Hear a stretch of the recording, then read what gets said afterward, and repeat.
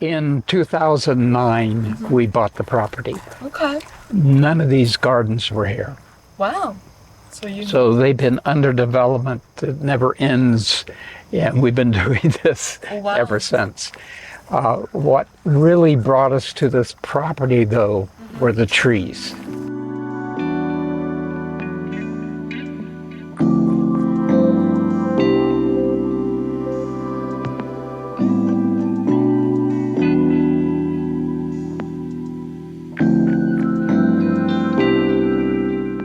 So our goals in doing the gardens were to create really a seasonal bloom pattern that begins in March with bulbs, daffodils, that sort of thing, going into iris, then going into pretty much perennials. We don't use any annuals to speak of, very, very few. And almost everything then is going through various stages. There's this garden behind you, which is a lovely perennial garden with we collect a lot of daylilies that give a lot of color. And then we use some shrubs, mostly encore azaleas, PGM rhododendrons, and of course we brought in any number of various dogwoods, which are very good in this area. And as we venture through, you will see some Japanese maples from Mr. Maple. Cool. So the garden is, it's just a mix of all types of perennials, and from spigelia to Beckham to coreopsis. We have to share with the rabbits in this area. So new plantings, sometimes we have to cage like hollyhocks until we can get them established and hopefully they don't get eaten up.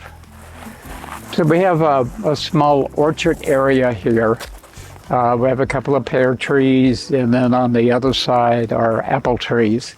So this has been here some time, and it was just laden this year, and so we had to do some propping on the limbs. All of them are gone now. We fed a lot of animals and enjoyed them ourselves. So these are a semi-dwarf. This is a crispin variety. We don't spray, so they get a little washing and they look great. And then camellias, Norways, sedums, ferns. We sort of try and mix the garden colors and to bring plant materials that are appropriate. So when we go to the front, enormous shade gardens here, we're mostly in sun. We do some work with roses, which are fun sometimes, and a lot of work other times. And we let things naturalize as well. The Blanca flower, the Gaillardia, is just let it go. And it creates its own beauty through self-seeding. And we have other areas like that within the gardens. Almost all of the plant material that we've planted here is grown locally. Wow. So we have any number of growers not far from here. And our primary supplier, his grandfather worked on the property in bringing in plants. And great-grandfather. And great-grandfather. So they have, shall we say, a vested interest in the beauty of this place. And when we need something, we can reach out to them, except for Japanese maples. Well, thank you. And a few other things. And Anyway. it's really nice to us to be able to trace back to working with families that have been in the business for 8 to 9 generations here. That's very important to us.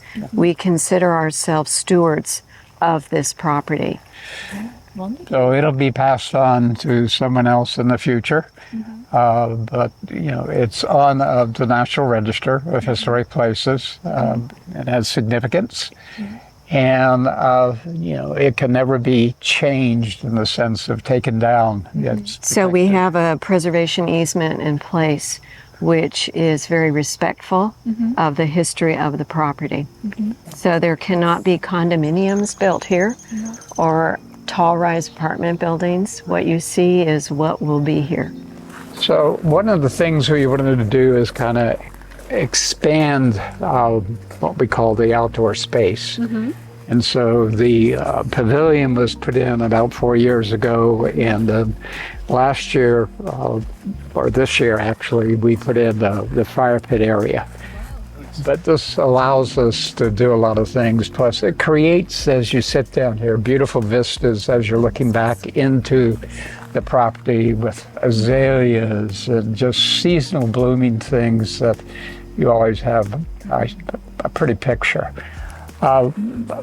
We also, this is our latest acquisition from Mr. Maple. They don't often have big trees. You know, they're getting better. So these are all perennial beds we put in. And again, with mixed shrub, we're doing some work now with tree hydrangeas. We'll see. But they bloom beautifully, but I hope I've gotten enough water on them this year. Yeah. And then another thing that we found as Mr. Maple was digging up some things with the kusa, the wolf eyes, which is just a beautiful variegated. So we keep adding in specimens where we can, and I'm not allowed to go over there too often, which is probably easily explained. So let's walk back up this way. I'll show you some other areas. This is a native hemlock. Most of the hemlocks have been killed off by the white lily, adelgia.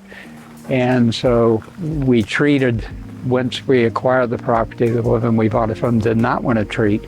So there were so many beautiful hemlocks that have been lost off the property. But this one's been treated, and just, you know, with the cones, it's just really, we're so happy that we can have something that was here. So these are just amazing in the fall. But you can see we're getting ready to drop. Have you seen the fall experience with ginkgos where within 24 hours everything drops? It's amazing. Yeah. The color changes and it rains ginkgo leaves. Yeah. It's just beautiful. And they're just, you know, we're not sure how long they've been here, but 80 to 100 years. I know. Yeah, huge. Yeah. Then next to it is a North Carolina native. This is called big leaf magnolia, this tree. It's a huge one. And it's quite a specimen. And I think our seed pods have gone. You can see one sitting in there, but they were bright red. So it blooms in spring, and unlike a typical magnolia, as the leaves are big, the petals are big on this, and then you get the seed pod.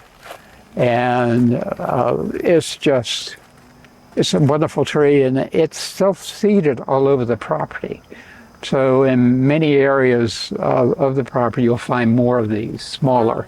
But this particular one has really got some stature on it, and it has been around for a while. Yeah. Magnolia.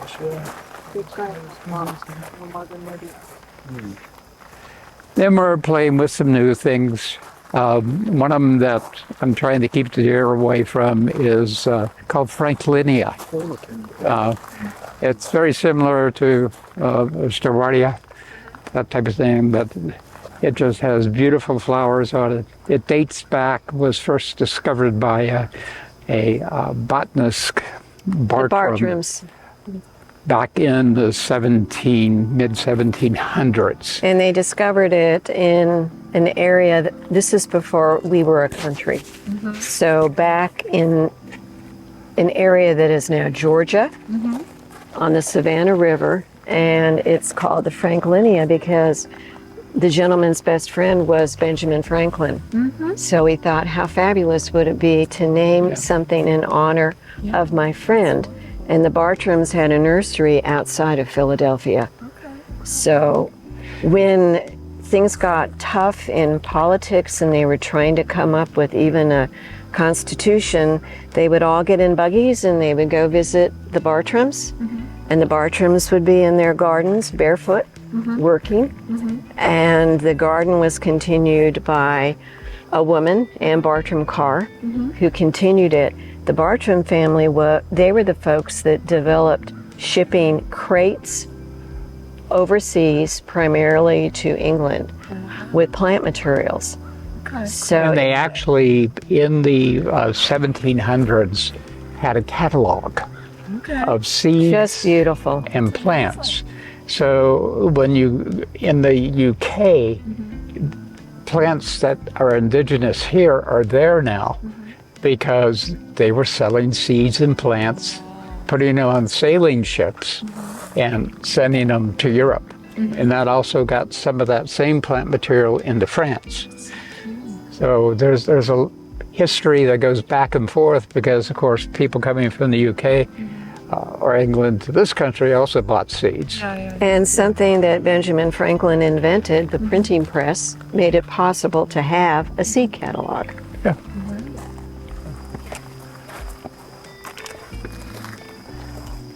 This is always such a picturesque area. Like, I always think, my goodness, there's so many foodscape and food people, YouTubers. I'm like, this is like the perfect set. Somebody could do a whole show from right here in this garden. Yeah, This we're summer, pretty near the end. We grow some potatoes. Wow. Her lavender patch there, which produces an amazing amount of lavender herbs.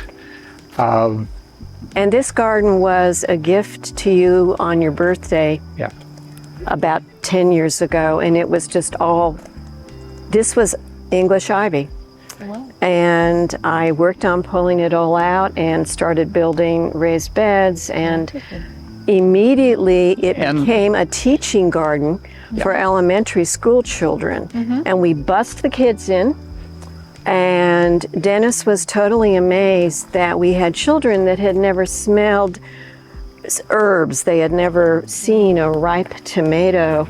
And one little boy said, "That's where pasta sauce comes from?"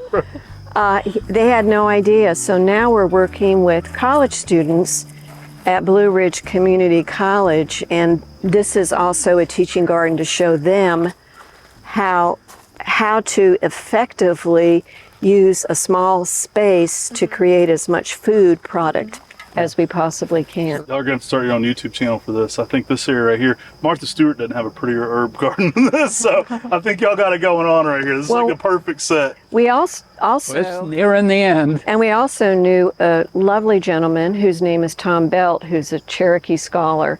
He is now retired from teaching, and he taught us that his people, the Cherokee, have been here 10,000 years, and we all live downslope. We all live downstream.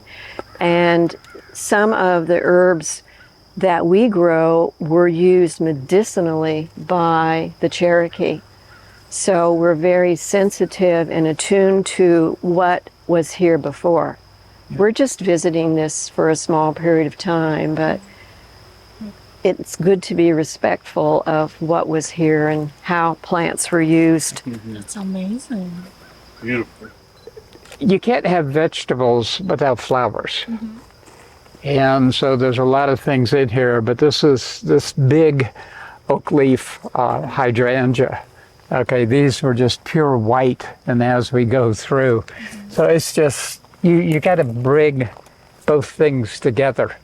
So daylilies, dahlias, just everything, and it makes for what this type of garden should be. Yeah.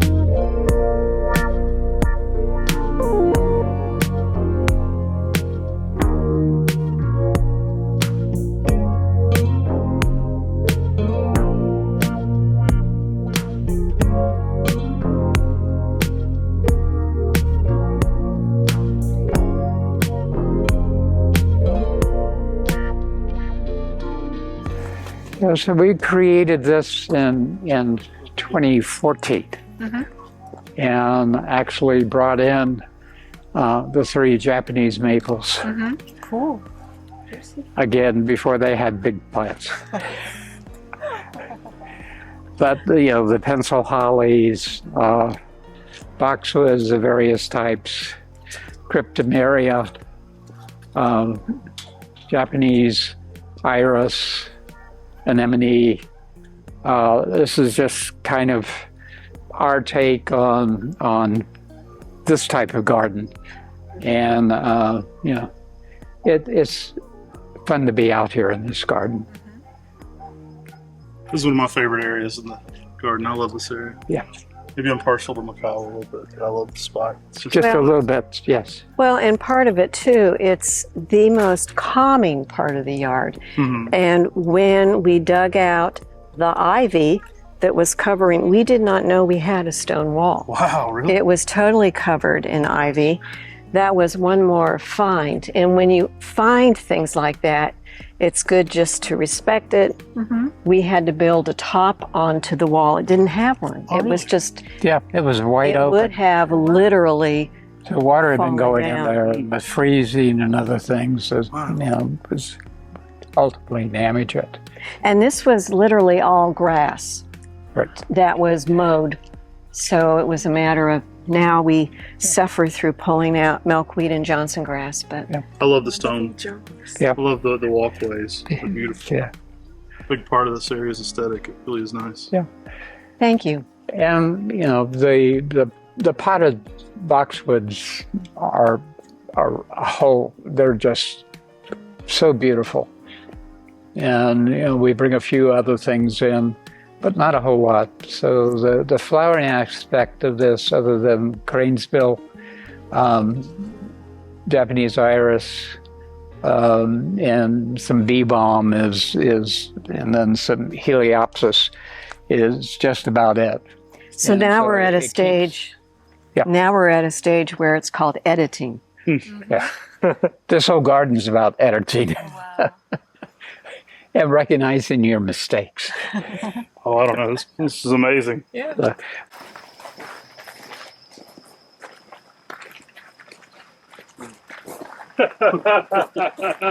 So this is the biggest circumference tree we've ever seen. So the girth tree is one of the all-time champions.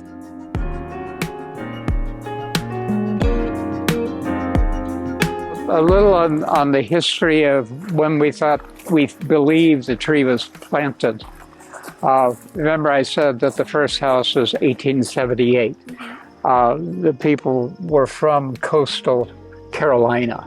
And we do know that Japanese maples were being brought into coastal Carolina when trade was reestablished with Japan back in the 1870s, 1880s. So potentially this... Probably 1890. Yeah.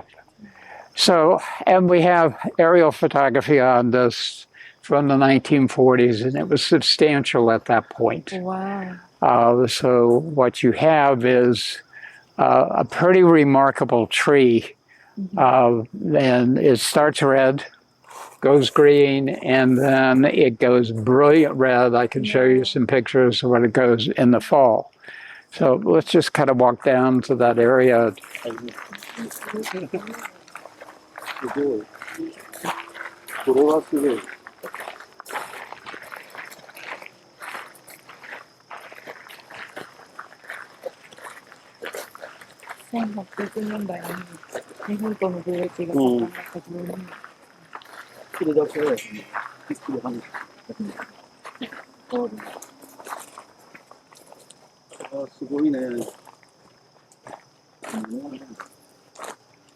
Thank you. I love bringing people to see your trees, so your whole garden. But I love people's reaction when they get to this one.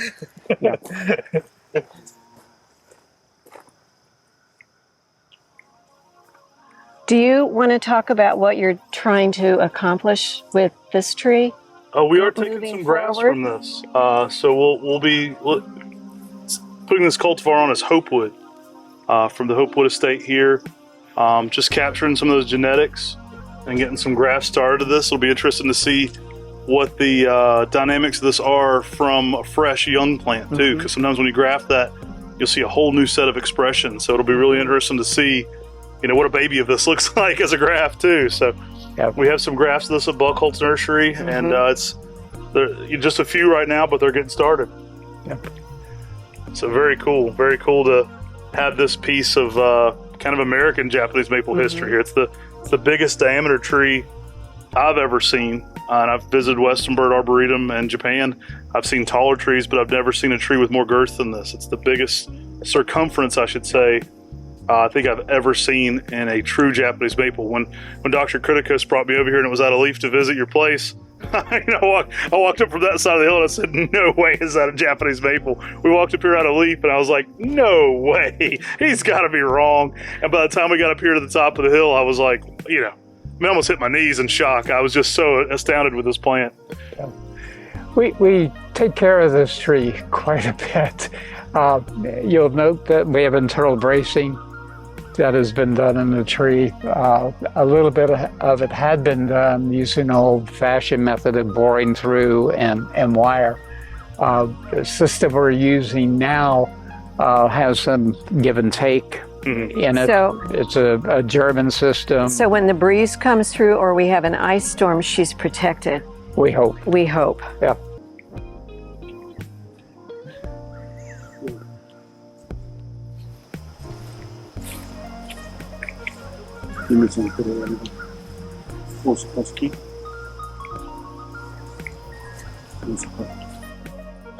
No.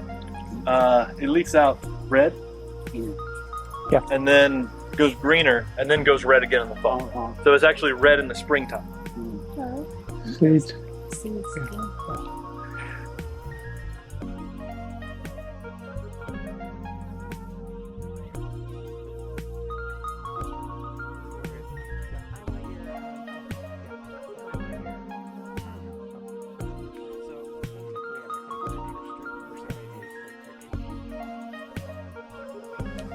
Nakata-san, you took us to Japan, and you showed us your national treasure, Japanese maple, Nakakamado weeping. This is our Closest thing. biggest, oldest Japanese maple.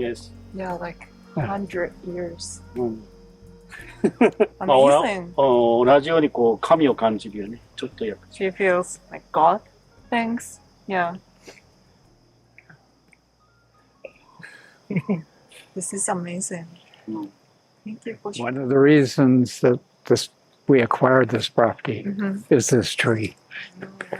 Actually, it is the Never have seen anything like it.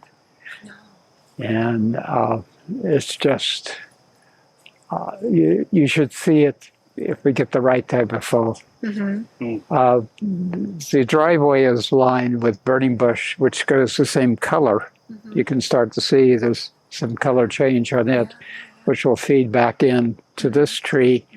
The yellow-orange on the sugar maple.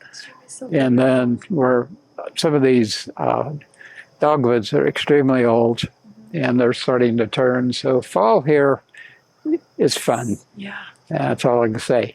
The whole perimeter area is shade gardens. Ligularia of about 5 different varieties, ferns, just any number of things, Brunaria, hellebore. So this whole area, as you walk the perimeter, it just pops at various times and various shades of green, and then we get some color. And we're a testing garden for a whole variety of new ferns. Yes. They're being grown here and brought into this area to see how they do, because we will try anything. Yeah, you never know. The background of this is native rhododendron, which is a June bloomer here in western North Carolina, and just creates quite a show in and of itself. Looking back into this is one of my favorite places to stand. This is amazing. And with the pines and just everything in a row.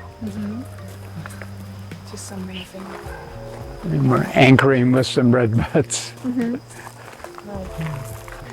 So these gardens are based on hydrangeas, azaleas, natives, hellebores, ferns, and ligularia, and 4 different varieties that we're working with to see how they do. Over on that side, we do have one we brought in called japonica. That's just amazing, and just the leaf structure and bloom, and they really survive well in this environment. And hostas. We survived a deer this year. Yeah. They didn't eat them because I was putting a little spray on them. Okay. Yeah. But this type of garden is so much fun. We have beds of trout lily and other types of lilies in here that are gone now. Become spring. This starts very early with color It's really so beautiful. and keeps going. And then to our left, Yeah. We'll which is duck west. into there. This is the latest acquisitions from We Mr. call that Maple. area the woodlands. Yeah. Okay. Still cool. Yeah.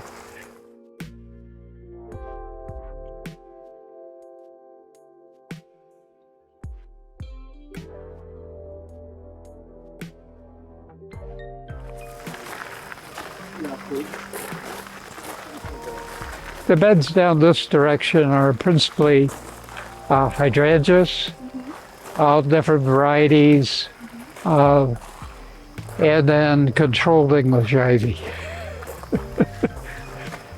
You can't get rid of all of it. It has a beauty about it, even though it can be a mess. Well, I can't thank you enough for allowing us to come around the garden. It was wonderful. Thank you. It, It was so good to meet you. Appreciate it's an honor that y'all allowed us to come, and it's a real honor that we were able to bring Nakata-san here to see your garden, and especially your Japanese maple, which is one of the biggest ones in the country. Y'all are always so gracious through time. We really appreciate you letting us come around, and I'm glad we mic'd both y'all up this time. We got you in here, which made this one even more special. And hey, thanks so much for allowing our viewers to come tour your amazing place. Thank you. Our pleasure. All right, y'all, take care. God bless, and have a great day.